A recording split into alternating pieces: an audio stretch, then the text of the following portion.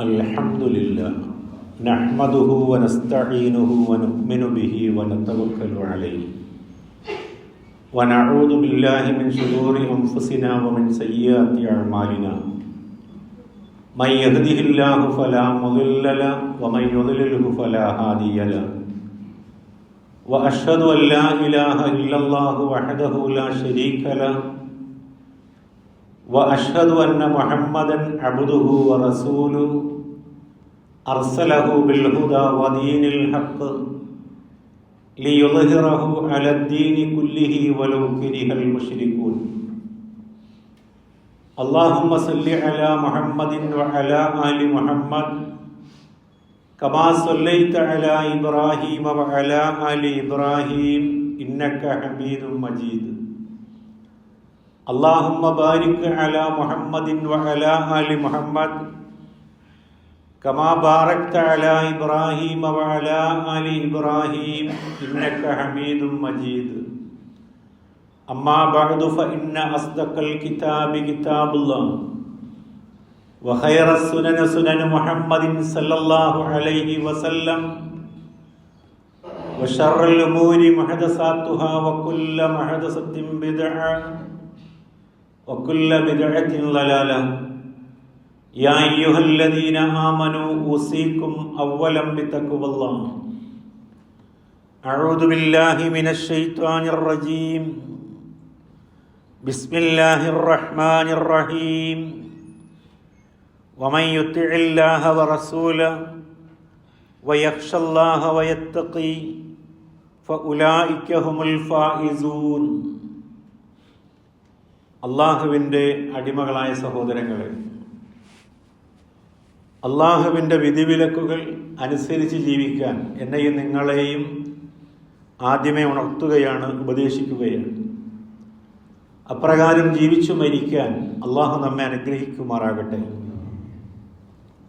കഴിഞ്ഞ ആഴ്ച നമ്മൾ പറഞ്ഞ് അവസാനിപ്പിച്ചത് ഒരു മനുഷ്യൻ്റെ ജീവിതത്തിൽ ഏറ്റവും പ്രധാനപ്പെട്ട 3 കാര്യങ്ങൾ, അവൻ ചെയ്യുന്ന ഏതൊരു പ്രവർത്തനങ്ങളിലും സൂക്ഷ്മത ഉണ്ടാവുക എന്നതും, അതേപോലെ മറ്റുള്ളവരുമായി ഇടപഴകുന്ന കാര്യങ്ങളിൽ പ്രവർത്തനങ്ങളിൽ നഷ്ടം വരാതെ സൂക്ഷിക്കുക എന്നതും, സമൂഹത്തിൽ ജീവിക്കുന്ന വ്യക്തികൾ എന്ന നിലയിൽ മര്യാദകൾ പാലിക്കുക എന്നതുമാണ്. അതിൽ വളരെ പ്രധാനപ്പെട്ടതാണ് ആദ്യ ഭാഗം, സൂക്ഷ്മത എന്ന് പറയുന്നത്. ഒരാളുടെ ജീവിതത്തിലെ പ്രവർത്തനങ്ങളുടെ വില നഷ്ടപ്പെട്ടു പോകുന്നത് സൂക്ഷ്മത നഷ്ടപ്പെട്ടു പോകുമ്പോഴാണ്. പലപ്പോഴും തഖ്വ എന്ന് നമ്മൾ പറയുന്ന സംഗതിയെ സംബന്ധിച്ച് കൃത്യമായൊരു ധാരണ വിശ്വാസികളിൽ പോലും പലർക്കുമില്ല. ഏതെങ്കിലും രീതിയിലുള്ള വേഷഭൂഷാദികളോ അതല്ലെങ്കിൽ ആരാധനയിൽ കാണിക്കുന്ന നിഷ്കർഷയോ അതാണ് തഖ്വ എന്ന് ധരിച്ചു പോയവരാണ് മുസ്ലിങ്ങളിൽ ഏറിയ ആളുകളും. എന്നാൽ ജീവിതത്തിൽ ഒരിക്കലും കൈമോശം വരാത്തതും ഏത് സന്ദർഭത്തിലും ഒരു വിശ്വാസിയിൽ ഉണ്ടായിരിക്കേണ്ടതുമാണ് തഖ്വ എന്ന് മനസ്സിലാക്കേണ്ടിയിരിക്കുന്നു. ഖുർആനിലെ 3-ാമത്തെ അധ്യായം സൂറ ആലു ഇമ്രാനിലെ 102-ാമത്തെ വചനം ഇങ്ങനെയാണ്: യാ അയ്യുഹല്ലദീന ആമനൂ, അല്ലയോ സത്യവിശ്വാസികളെ, ഇത്തഖുല്ലാഹ ഹഖ്ക തുഖാത്തി, അള്ളാഹുവിനെ സൂക്ഷിക്കേണ്ട മുറപ്രകാരം നിങ്ങൾ അള്ളാഹുവിനെ സൂക്ഷിക്കണം. വലാ തമൂത്തുന്ന ഇല്ലാ വഅൻതും മുസ്ലിമൂൻ, മുസ്ലിങ്ങളായിക്കൊണ്ടല്ലാതെ നിങ്ങൾ ഒരാളും മരിച്ചു പോകരുത് എന്നതാണ്. മുസ്ലിങ്ങളല്ലാതെ ആയി മരിച്ചു പോകാൻ സാധ്യതയുള്ളൊരു ഭാഗം സൂക്ഷിക്കേണ്ട മുറപ്രകാരം സൂക്ഷിക്കാതെ വരുമ്പോഴാണ്. രണ്ടിനെയും ചേർത്തിയാണ് ഖുർആൻ അവിടെ പറഞ്ഞത്. ഒരാളുടെ പ്രവർത്തനത്തിൻ്റെ ആത്മാവും ഇബാദത്തുകളിലൂടെ ആർജിച്ചെടുക്കേണ്ടതും ആയിട്ടുള്ള ഗുണമാണ് തഖ്വ എന്ന് പറയുന്നത്. ഇബാദത്ത് തന്നെയാണ് തഖ്വ എന്ന് ധരിച്ചുകൊണ്ട് ജീവിതത്തിൻ്റെ വിശാലമായ മറ്റു മേഖലകളെ പലപ്പോഴും നമ്മൾ അവഗണിച്ചു പോകാറുണ്ട്. അത്തരമൊരു അന്വേഷണമാണ് ഈ ആഴ്ച നമ്മൾ ഉദ്ദേശിക്കുന്നത്. ആമുഖമായി ഞാൻ നിങ്ങളെ കേൾപ്പിച്ച വചനം ഖുർആനിലെ 24-ാമത്തെ അധ്യായം സൂറ നൂറിലെ 52-ാമത്തെ വചനമാണ്. ആ വചനത്തിലൂടെ അള്ളാഹു നമ്മളോട് പറയുന്നത്, വമൻ യുത്തിഇല്ലാഹ വറസൂല, ആരല്ലാഹുവിനെയും അവൻ്റെ പ്രവാചകനെയും അനുസരിക്കുന്നുവോ, വയഖ്ഷല്ലാഹ്, ആരല്ലാഹുവിനെ ഭയപ്പെടുന്നുവോ, വയത്തഖി, ആരല്ലാഹുവിനെ സൂക്ഷിക്കുന്നുവോ, ഫഉലൈക ഹുമുൽ ഫായിസൂൻ, തീർച്ചയായും അവരാണ് വിജയം വരിക്കുന്ന ആളുകൾ എന്നതാണ്.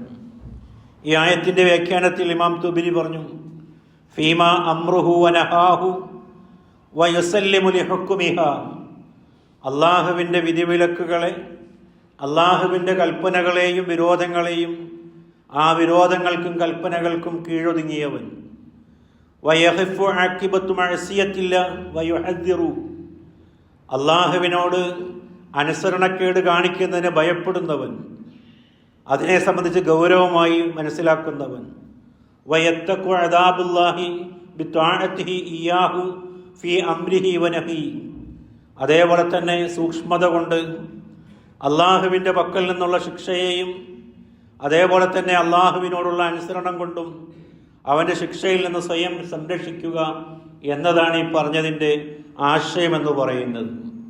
അപ്പോൾ ജീവിതത്തിൽ അള്ളാഹുവിൻ്റെ കൽപ്പനകളെ യഥാവിധി പാലിക്കുക എന്നതാണ്.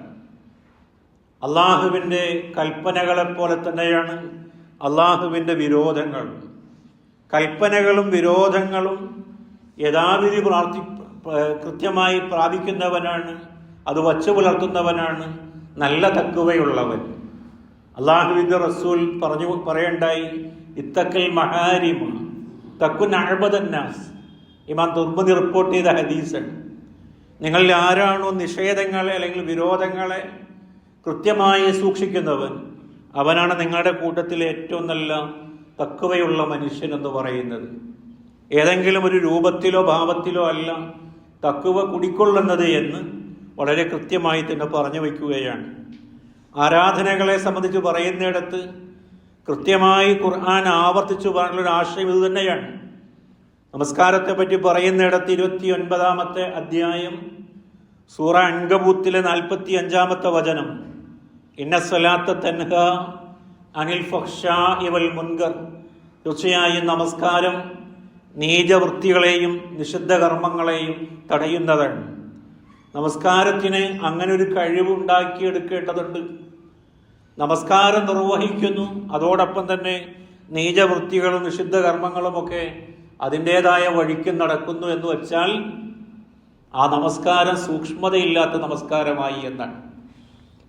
നമസ്കാരത്തിൽ ചൊല്ലേണ്ടതും കൈവയ്ക്കേണ്ടതും കൈകെട്ടേണ്ടതും റുക്കൂഉം സുജൂദുമൊക്കെ എപ്രകാരമാണോ നമ്മൾ വളരെ ഗൗരവത്തോടു കൂടി കാണുന്നത്, അതുപോലെ തന്നെ അതിൻ്റെ ആത്മാവാണ് ഈ നമസ്കാരം വഴിയായി ജീവിതത്തിൽ നിന്ന് നിഷിദ്ധവും അതേപോലെ തന്നെ നീചവുമായിട്ടുള്ള എല്ലാ കർമ്മങ്ങളും ഒഴിവാക്കുക എന്നത്. മദിയൻ നിവാസികളിലേക്ക് നിയുക്തനായ പ്രവാചകനാണ് ശുഐബ് നബി അലൈഹിസ്സലാം. ശുഐബ് നബി തൻ്റെ പ്രബോധിതരായ ആളുകളോട് നമസ്കാരത്തെയും ഏകനായ അള്ളാഹുവിനെയും ഒക്കെ ആരാധിക്കേണ്ടതിൻ്റെ ആവശ്യകതയും ഒക്കെ പറ്റി പറഞ്ഞപ്പോൾ പ്രബോധിതരായ ആളുകൾ അദ്ദേഹത്തോട് തിരിച്ചു പറഞ്ഞത് ഖുർആൻ രേഖപ്പെടുത്തിയിട്ടുണ്ട്.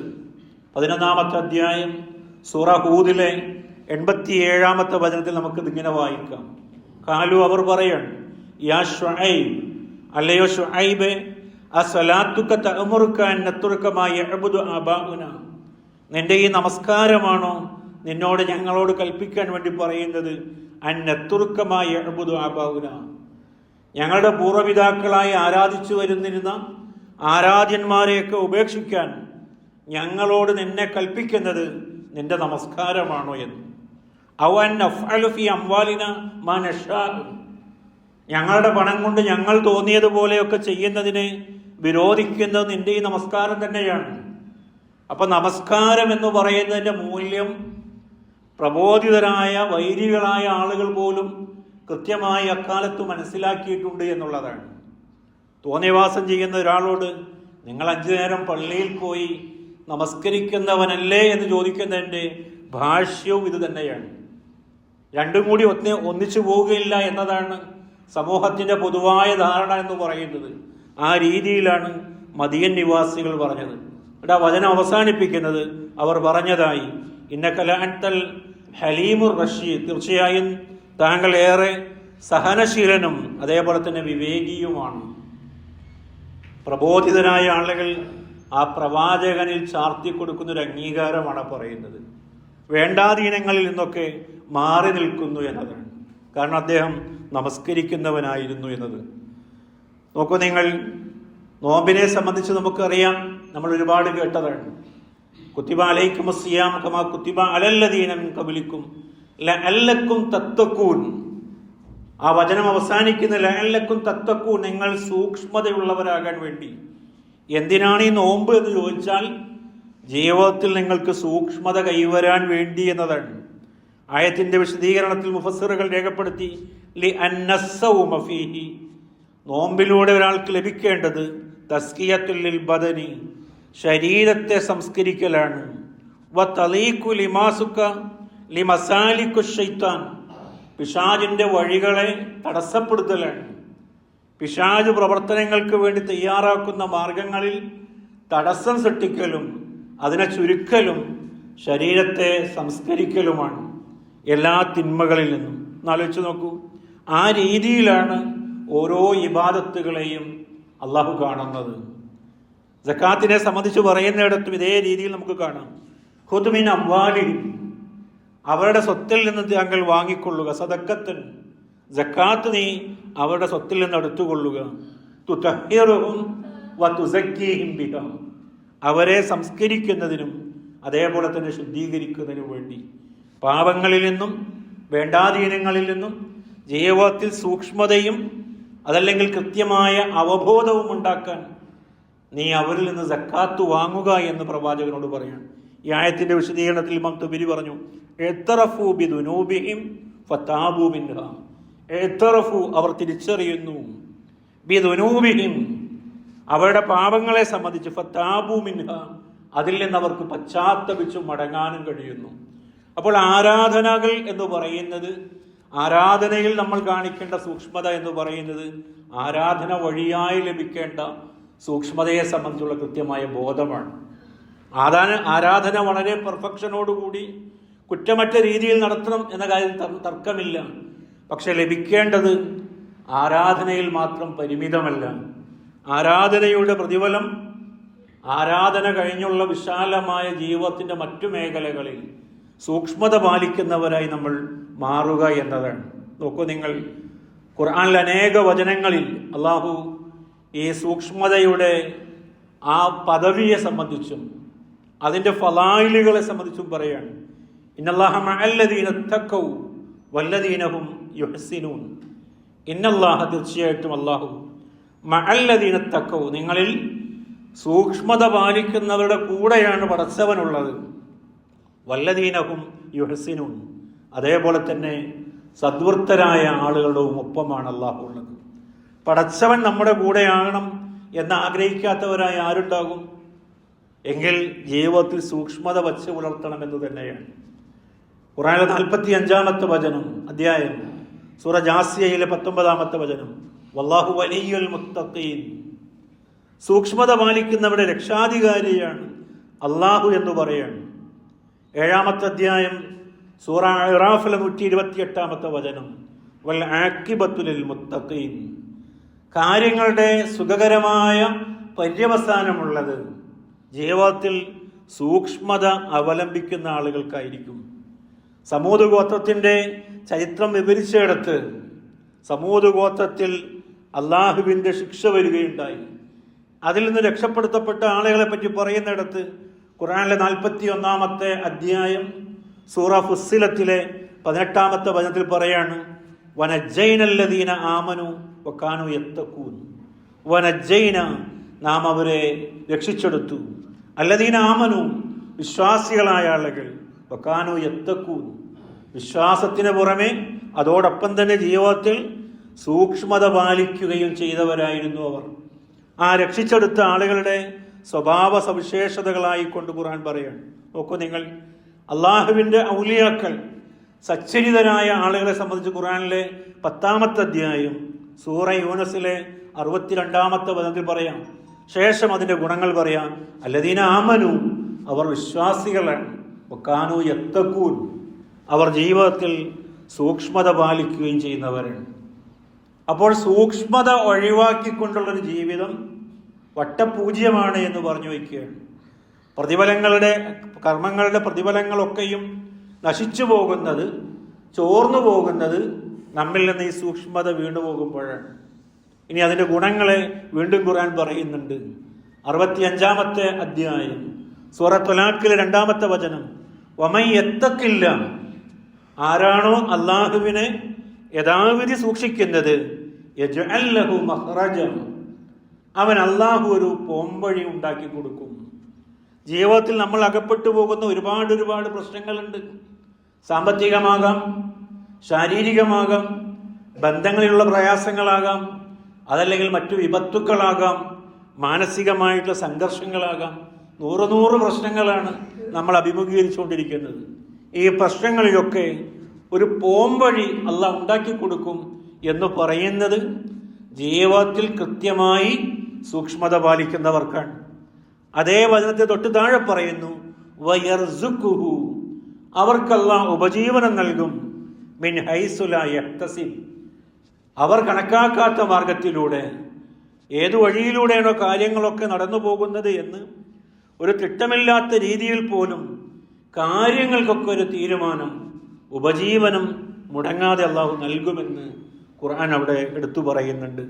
ഇനി എങ്ങനെയാണ് ജീവിതത്തിൽ നമ്മൾ സൂക്ഷ്മത നേടിയെടുക്കേണ്ടത്? പലപ്പോഴും തെറ്റായ ചില ഭാവഹാവാദികളിലൂടെ ഞാനൊരു തഖ്വയുള്ള ആളാണ് എന്ന് നിങ്ങളെ തോന്നിപ്പിക്കാൻ ഞാൻ എൻ്റെ വേഷഭൂഷാദികളിലും എൻ്റെ ശരീരത്തിലും പല മാറ്റങ്ങളൊക്കെ ഉണ്ടാക്കി ഇങ്ങനെ നടക്കുകയാണ്. അത്തരത്തിലൊക്കെ ആളുകൾക്കിടയിൽ നമുക്ക് ആളുകളെ വേണമെങ്കിൽ പൊട്ടീസാക്കാൻ പറ്റും. പക്ഷെ യഥാർത്ഥത്തിൽ തഖ്വ എവിടെ നിന്നാണ്? അല്ലാഹുവിന്റെ റസൂല് പറഞ്ഞു, അത്തഖ്വ ഹാഹുന, അത് ഇവിടെയാണ് കേട്ടോ. നിങ്ങളീ കാണിക്കുന്ന, നിങ്ങളീ പ്രകടിപ്പിക്കുന്ന പ്രകടനപരതയിൽ എട്ടയിലക്കത്ത് നിങ്ങളുടെ സൂക്ഷ്മതയില്ല. സൂക്ഷ്മത കുടിക്കൊള്ളുന്നത് ഒരാളെ ഭരിക്കുന്നവന്റെ മനസ്സിലാണ്. അതുകൊണ്ട് മനസ്സിനെ ഏറ്റവും ക്രിയാത്മകമായി സൂക്ഷ്മതയുള്ളതായി പരിവർത്തിപ്പിക്കേണ്ടതുണ്ട്. പ്രവാചകൻ സല്ലല്ലാഹു അലൈഹി വസല്ലമയുടെ അനുജന്മാരിൽപ്പെട്ട ഒരാൾ ആയിഷ റളിയല്ലാഹു അൻഹയുടെ മുൻപിലൂടെ അദ്ദേഹം നടന്നു പോവുകയാണ്. ദീനം പിടിച്ചവനെ പോലെ, വലിയ അസുഖം പിടിച്ചവനെ പോലെ ഒരാൾ ഇങ്ങനെ നടന്നു പോകുന്നു. ഉമ്മുൽ മുഅ്മിനീൻ ആയിഷ റളിയല്ലാഹു അൻഹ അദ്ദേഹത്തെ വിളിക്കുകയാണ്, എന്തു പറ്റി, എന്താണ് അസുഖം? അദ്ദേഹം പറഞ്ഞില്ല, ഒന്നുമില്ല. പിന്നെ എന്താണ് ഇങ്ങനെ ദീനം പിടിച്ച പോലെ പോകുന്നത്? ഞാൻ പടച്ചവനെ എങ്ങനെ ഓർത്ത് തഖ്വയുള്ളവനായി അള്ളാഹുവിനെ ഓർത്തുകൊണ്ട് പോവുകയാണ് എന്നിങ്ങനെ അദ്ദേഹം പറഞ്ഞു. ആയിഷ ബിബി തിരുത്തി കൊടുക്കാൻ, നിങ്ങൾ നോക്കൂ, ഉമറിനെ നോക്കൂ, നിങ്ങൾ എത്ര ഗാംഭീര്യത്തോടു കൂടിയാണ് അദ്ദേഹം പോകുന്നത്. എന്നാൽ പടച്ചവന്റെ വിധിവിലക്കുകളെ പാലിക്കുന്നിടത്ത് അദ്ദേഹം എത്ര കാർക്കശ്യക്കാരനാണ്. അള്ളാഹുവിന്റെ റസൂല് പറഞ്ഞില്ലേ, ഉമർ പോകുന്ന വഴിയിൽ പിശാച് പോകാൻ ഭയപ്പെടുമെന്ന്. അത്രമേൽ സൂക്ഷ്മതയുള്ള ആളാണ്. പക്ഷെ ജീവിതത്തിൽ വലിയ ഗാംഭീര്യം സ്ഫുരിക്കുന്ന ഭാവഹാദികളോടെ കൂടിയാണ് അദ്ദേഹം നടന്നത് എന്ന് തിരുത്തി കൊടുക്കുകയാണ്. അപ്പോൾ ഏതെങ്കിലും രീതിയിൽ തെറ്റായ ഒരു ഭാവഹാവാദികൾ കൃത്രിമമായി ഉണ്ടാക്കിയെടുത്തിട്ട് ഇതാണ് തഖ്വ എന്ന് നമ്മൾ പറയുന്നതിൽ അർത്ഥമില്ല. അതിനർത്ഥം അള്ളാഹു പറഞ്ഞിട്ടുള്ള വേഷഭൂഷാദികൾ ഒഴിവാക്കണമെന്നോ പ്രത്യക്ഷമായ നമ്മുടെ മതത്തിൻ്റെതായ ചിഹ്നങ്ങൾ ഒഴിവാക്കണമോ എന്നല്ല, അതിലല്ല ഇതുള്ളത് എന്നതാണ് പറഞ്ഞു വരുന്നത്. മുആദ് ബിൻ ജബൽ റളിയല്ലാഹു അൻഹുവിനോട് അള്ളാഹുവിന്റെ റസൂൽ ധാരാളം ഉപദേശങ്ങൾ കൊടുത്തതായി ഹദീസുകൾ നമ്മൾ ഒരുപാട് കാണുന്നുണ്ട്. കൂട്ടത്തിൽ ഒരു ചെറിയ ഉപദേശം ഇങ്ങനെയാണ്, ഇത്തഖില്ല ഹൈസുമാ കുന്ത, നീ എവിടെയായിരുന്നാലും സൂക്ഷ്മത പാലിക്കണം എന്നതാണ്. എവിടെയായിരുന്നാലും സൂക്ഷ്മത പാലിക്കണം. പള്ളിയിൽ കയറുമ്പോഴുള്ള സൂക്ഷ്മത എനിക്കും നിങ്ങൾക്കും പള്ളിയുടെ പുറത്തുണ്ടാകാറുണ്ടോ? എന്നാൽ അള്ളാഹു കൂടുതലായി അള്ളാഹിനെ ഓർക്കാൻ പറഞ്ഞത് എവിടെയാണ്? പള്ളിയുടെ അകത്താണോ പുറത്താണോ?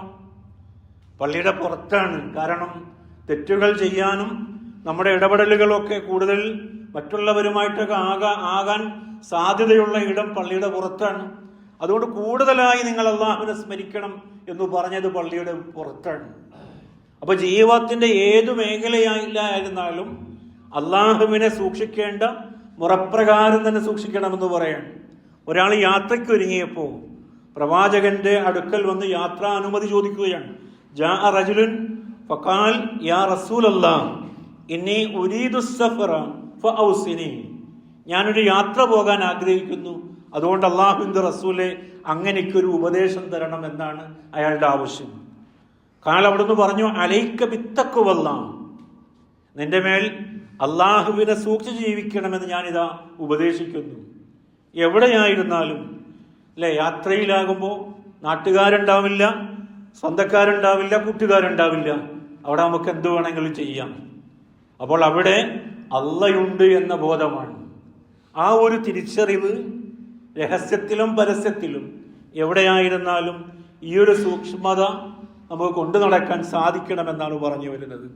ഖുർആനിലെ 6-ാമത്തെ അധ്യായം സൂറ അൻആമിലെ 152-ാമത്തെ വചനം അനാഥയുടെ സ്വത്തുമായി ബന്ധപ്പെട്ട കാര്യങ്ങൾ വിശദീകരിക്കുകയാണ്.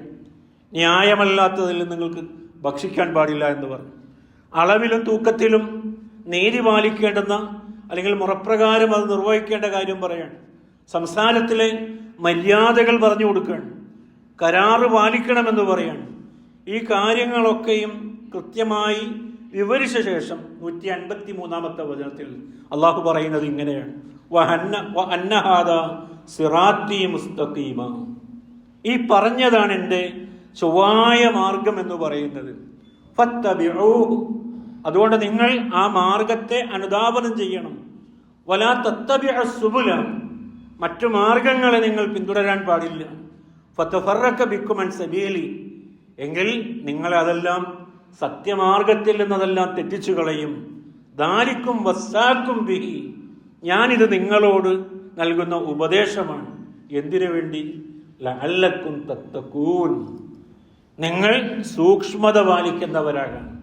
അപ്പൊ ജീവിതത്തിൽ കൊടുക്കേണ്ടതും വാങ്ങേണ്ടതുമായിട്ടുള്ള ഇടപഴകലുകൾ നടത്തേണ്ടതായിട്ടുള്ള എല്ലാ മേഖലകളിലും പാലിക്കേണ്ട മര്യാദകളെ സംബന്ധിച്ച് വളരെ കൃത്യമായി പറഞ്ഞ ശേഷം അള്ളാഹു പറയാൻ ഈ കാര്യങ്ങളൊക്കെ ഉപദേശിച്ചു തരുന്നത് നിങ്ങൾ ജീവിതത്തിൽ സൂക്ഷ്മതയുള്ളവരാകാൻ വേണ്ടിയാണ്. അതുകൊണ്ട് ഏറ്റവും കൂടുതലായി നാം സൂക്ഷിക്കേണ്ടത്, നമ്മുടെ ജീവിതത്തിൽ തഖ്വയുള്ളവരായി നമ്മൾ മാറേണ്ടത് നമ്മുടെ മറ്റ് ഇടപെടലുകളിലാണ്. ഖുർആനിലെ തന്നെ 2-ാമത്തെ അധ്യായം സൂറ ബഖറയിലെ 177-ാമത്തെ വചനം, ആ വചനം തുടങ്ങുന്നത് ലൈസൽ ബിർറാൻ തുവല്ലു വുജൂഹക്കും ഖിബലൽ മശ്രിഖി വൽ മഗ്രിബി, നിങ്ങളുടെ മുഖം നിങ്ങൾ കിഴക്കോട്ടോ പടിഞ്ഞാറോട്ടോ തിരിച്ചു നിൽക്കുന്നതിലല്ല പുണ്യമുള്ളത്. വലാക്കിന്നൽ ബിർറ, എന്നിട്ട് ഇങ്ങനെ പുണ്യത്തിന്റെ കാര്യങ്ങൾ പറയാം. അതിലെ ഈമാൻ കാര്യങ്ങൾ വളരെ കൃത്യമായിട്ട് പറയുന്നുണ്ട്. അള്ളാഹുവിൽ വിശ്വസിക്കണം, അന്ത്യനാളിൽ വിശ്വസിക്കണം, മലക്കുകളിലും വേദഗ്രന്ഥങ്ങളിലും നബിമാരിലും ഒക്കെ വിശ്വസിക്കണം. ശേഷം പറയുന്നത് വ അത്തൽ മാല അലാ ഹുബ്ബിഹി ദവിൽ ഖുർബ, പണത്തോട് സ്നേഹമുള്ളപ്പോൾ തന്നെ നിങ്ങൾ നിങ്ങളുടെ കുടുംബ ബന്ധുക്കൾക്ക് നിങ്ങളത് നൽകണമെന്ന് പറയണം. അതേപോലെ യതീമുകൾക്ക് നൽകണം, അഗതികൾക്ക് നൽകണം, വഴിപോക്കരായ ആളുകൾക്ക് നൽകണം. ചോദിച്ച ആവശ്യങ്ങൾക്ക് വേണ്ടി നിങ്ങളെ സമീപിക്കുന്നവർക്ക് നിങ്ങൾ നൽകണം. അടിമയുടെ വിഷയത്തിൽ നൽകണം. നിങ്ങൾ നമസ്കാരവും സക്കാത്തും ഒക്കെ കൃത്യമായി കൊടുക്കണം. കരാറ് പാലിക്കണം. അതേപോലെ തന്നെ സുഭിക്ഷതയിലും പ്രയാസത്തിലുമൊക്കെ ജീവിതത്തിൽ ക്ഷമ അവലംബിക്കണം. എത്രയോ കാര്യങ്ങളാ പറയാം. അപ്പൊ ആദ്യം പറഞ്ഞ എന്താണ്? കിഴക്കോട്ടോ പടിഞ്ഞാട്ടോ തിരിയുന്നതിൽ വലിയ പുണ്യമല്ല എന്നാ പറയാം. അതെന്താ പറഞ്ഞതിനർത്ഥം? അമാനി മൗലവി പറയാം, 2 രീതിയിൽ ആ ആയത്തിനെ നമുക്ക് വ്യാഖ്യാനിക്കാം. ഒന്ന്, ആ പറഞ്ഞ ആ പ്രത്യക്ഷമായ ഇതേ കഅബ മാറ്റവുമായി ബന്ധപ്പെട്ട ഒരു ആയത്താണ് എന്ന് മുഫസ്സിറുകൾ പറയുന്നുണ്ട്. അപ്പൊ ഇതുവരെ നിങ്ങൾ തിരിഞ്ഞു നിന്ന സ്ഥലത്ത് നിന്ന് മറ്റൊരു ദിക്കിലേക്ക് നിങ്ങൾ തിരിയണം. ആ തിരിഞ്ഞത് വലിയ പ്രശ്നമായി ജൂത ക്രൈസ്തവരായ ആളുകൾ മുസ്ലിങ്ങൾക്കെതിരിൽ ശക്തമായി ആക്ഷേപം ഉന്നയിച്ചപ്പോൾ ആ തിരിയലിൽ വലിയ കാര്യമൊന്നുമില്ല എന്ന് അള്ളാഹു അവരെ പറഞ്ഞു കൊടുക്കണം. എവിടെയാണ് കാര്യമുള്ളത്? ദീനിന്റെ പ്രത്യക്ഷമായ ഈ പ്രവർത്തനങ്ങളിലല്ല കാര്യമുള്ളത്. ദീനിന്റെ അകക്കാമ്പ് എന്ന് പറയുന്നത് പരസ്പരമുള്ള ബന്ധങ്ങളും ഇടപെടലുകളുമാണ്. അവിടെയൊക്കെയും സൂക്ഷ്മത പാലിക്കണം. ആയത്ത് എങ്ങനെയാണ് അവസാനിപ്പിക്കുന്നത്? ഉലായിക്കല്ലദീന സദഖു, അക്കൂട്ടരാണ് സത്യസന്ധരായ ആളുകൾ. എന്താണോ ആദർശം എന്ന് പറഞ്ഞത്, ആ ആദർശത്തിൽ കറപുരളാതെ സത്യസന്ധമായി ഉറച്ചു നിന്ന ആളുകളാണ് പറഞ്ഞ ആളുകൾ. വ ഉലായിക ഹുമുൽ മുത്തഖൂൻ, അവരാണ് സൂക്ഷ്മത പാലിച്ച ആളുകൾ. അപ്പോൾ ഈ രീതിയിൽ ഖുർആൻ അത് കൃത്യമായിട്ട് വിവരിക്കുന്നുണ്ട്. പറഞ്ഞു വന്നത്, ജീവിതത്തിൻ്റെ യാഥാർത്ഥ്യത്തിൻ്റെതായ മേഖലകളിൽ നിന്ന് ഒരാൾ ഒളിച്ചോടി അയാൾ ഏതെങ്കിലുമൊക്കെ പ്രത്യേകമായ ഒരു ഭാവാദികളിലൂടെ താൻ വലിയ മുത്തക്കിയാണ് എന്ന് പറയുന്നതിൽ ഒരർത്ഥമില്ല എന്ന് വളരെ കൃത്യമായി ഖുർആനും സുന്നത്തുമൊക്കെ നമ്മളോട് പറയാണ്. ഉമർ റളിയല്ലാഹു അൻഹു തൻ്റെ ഭരണത്തിൻ്റെ കീഴിൽ അദ്ദേഹം പ്രജകളുടെ ക്ഷേമവും ഐശ്വര്യവും ഒക്കെ അറിയാൻ വേണ്ടി ഊരു ചുറ്റാറുണ്ടായിരുന്നു. ഇക്കുറി അദ്ദേഹം കാണുന്നത് ഒരു ആട്ടിടയനായ ബാലനെയാണ്. അദ്ദേഹം ആ ആട്ടിടയനോട് പറയുന്നുണ്ട്, ഈ ആടുകളിൽ ഒന്നിനെ നീ എനിക്ക് തരിക, എങ്കിൽ നിനക്ക് ഞാൻ ഇതിൻ്റെ പകുതി വില തരാം. അപ്പോൾ ആ ആട്ടിടയൻ അദ്ദേഹത്തോട് ചോദിക്കുന്നുണ്ട്, യജമാനൻ ചോദിച്ചാൽ ഞാൻ എന്തു പറയും? ചെന്നായ പിടിച്ചു എന്ന് പറഞ്ഞാൽ മതി, പകുതി വില നിനക്കെടുക്കാം, എനിക്ക് പകുതി വിലക്കൊരു ആടിനെയും കിട്ടും. അപ്പോൾ ആ ആട്ടിടയൻ തിരിച്ചു ചോദിക്കുന്നുണ്ട്, അയിനല്ല. ഒരാട്ടിടയന്റെ മനസ്സ് ഉമർ റളിയല്ലാഹു അൻഹു വിലയിരുത്തുകയാണ്. അദ്ദേഹത്തോട് അമീറുൽ മുഅ്മിനോട് ആട്ടിടയൻ ചോദിക്കുക, അപ്പോൾ അല്ലാഹ് എവിടെയാണ്? നമ്മൾ ഇങ്ങനെ ഒരു ഇടപാട് ചെയ്യുമ്പോൾ പടച്ചവൻ നമ്മളെ കാണുകയില്ലേ, അള്ളാഹു ഇത് അറിയുകയില്ലേ എന്നതാണ് ആട്ടിടയൻ അറിയേണ്ടിയിരുന്നത്. അദ്ദേഹം പറയാണ്, ഇവിടെ ജീവിക്കുന്ന ആളുകളിൽ ഒരു ആട്ടിടയന് പോലും അള്ളാഹുവിനെ സംബന്ധിച്ചുള്ള കൃത്യമായ ഈ ഒരു വിശ്വാസവും ബോധവും ഉണ്ട് എങ്കിൽ അതിൽ പരം ഇനി എന്ത് ഭാഗ്യമാണ് ലഭിക്കാനുള്ളത് എന്നാലോചിച്ച് നോക്കൂ. ജീവിതത്തിൻ്റെ എല്ലാ രംഗങ്ങളിലും, പ്രത്യേകിച്ച് സാമ്പത്തികമായ ഇടപെടലുകളിൽ, അവിടെയാണ് തഖ്വ ഏറ്റവും കൂടുതലായി ഉണ്ടാകേണ്ടത്. ഒരു കാലം നിങ്ങൾക്ക് വരാനുണ്ട്, അതിൻ്റെ പ്രത്യേകത അന്നൊരാളും ഹറാമും ഹലാലും നോക്കുകയില്ല. കയ്യിലേക്ക് വരുന്ന പൈസയെ സംബന്ധിച്ച് അത് അനുവദിക്കപ്പെട്ടതാണോ നിഷിദ്ധമാക്കപ്പെട്ടതാണോ എന്ന് നോക്കാതെ ഉള്ളൊരു കാലം വരുമെന്ന് പ്രവാചകൻ സല്ലല്ലാഹു അലൈഹി വസല്ലം താക്കീത് നൽകുകയാണ്. ഖുർആനിൽ അത്ത്ക എന്ന് പറഞ്ഞത് ഒരു സ്ഥലത്താണ്, ഒറ്റ ഒരു സ്ഥലം. എന്താണ് ആ വാക്കിനർത്ഥം? ഏറ്റവും കൂടുതലായി സൂക്ഷ്മത പാലിച്ചവൻ. സൂക്ഷ്മത പാലിച്ചവരിൽ ഏറ്റവും മുന്തിയവൻ അവൻ ആരാണ്? ഖുർആൻ അത് പറഞ്ഞു. 92-ാമത്തെ അധ്യായം സൂറ ലൈലിലെ 17-ാമത്തെ വചനം, വസയജന്നബുഹൽ അത്ത്ക, അത്തക്കയായിട്ടുള്ളവൻ, ഏറ്റവും സൂക്ഷ്മത പാലിച്ചുള്ളവൻ അതിൽ നിന്ന് അകറ്റപ്പെടുന്നതാണ്. നരകത്തിൽ നിന്ന് അകറ്റപ്പെടുന്നവൻ അവന്റെ സ്വഭാവത്തെ ഖുർആൻ വിശദീകരിക്കുകയാണ്. അല്ലദീ യുഅ്തി മാലഹു യതസക്ക, പരിശുദ്ധിക്ക് വേണ്ടി, തന്നെ സംസ്കരിക്കുന്നതിന് വേണ്ടി ധനം ചെലവഴിച്ചവൻ, ധനം നൽകിയവൻ, ധനത്തെ ജീവിതത്തിലെ ഏറ്റവും വലിയ ഒന്നായി കാണാതെ ആ ധനം തനിക്കേറെ പ്രിയമുള്ളപ്പോൾ തന്നെ മറ്റുള്ളവർക്ക് നൽകിക്കൊണ്ട് ജീവിതത്തെ സംസ്കരിച്ചവനെ പറ്റി പറയാണ്. ആ രീതിയിൽ സൂക്ഷ്മതയുടെ എല്ലാ അർത്ഥങ്ങളിലും പരമാവധി തഖ്വയുള്ളവരായി ജീവിച്ചു മരിക്കാൻ ഞാനും നിങ്ങളും പരിശ്രമിക്കുക. അള്ളാഹു അതിന് നമ്മെ അനുഗ്രഹിക്കുമാറാകട്ടെ. അസ്തഗ്ഫിറുല്ലാഹ ലീ വലക്കും വലിജമീഇൽ മുസ്ലിമീന അസ്തഗ്ഫിറു ഇന്നഹു ഹുവൽ ഗഫൂറുർ റഹീം.